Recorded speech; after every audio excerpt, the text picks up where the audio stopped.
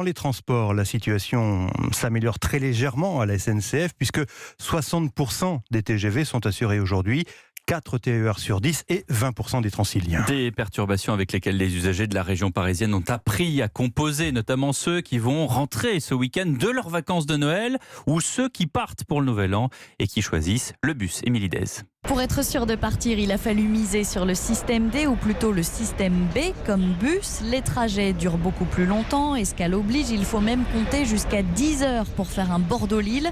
Mallory s'est fait une raison, pas question de galérer. Elle a directement réservé un aller-retour Lyon-Paris. On a pris l'aller-retour, ce qui était plus économique et le plus rapide, on va dire. Parce que les trains, on n'a pas compté dessus. Et puis la voiture, pour venir à Paris non plus. Même option pour Jean-Jacques qui voulait que sa fille le rejoigne pour les fêtes. Il lui a donc réservé un billet en ligne. Ça a été Blablabus directement, puisque la SNCF, il n'y a pas de train, il n'y a rien qui est proposé en solution. Elle part à 15h35, elle arrive à 22h, donc c'est système D.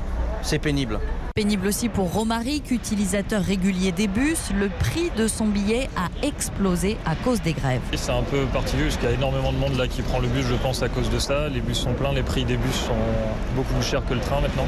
La première fois que je l'avais pris, ça m'avait coûté 3 €. Là, ça coûte quasiment 150.